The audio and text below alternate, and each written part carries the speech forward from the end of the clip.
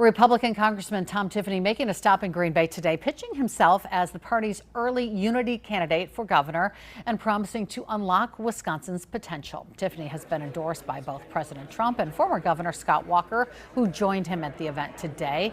Tiffany says having the GOP rally around him early lets him focus on a general election message, traveling the state and talking about property tax relief, audits of state agencies, and what he calls common sense education reforms.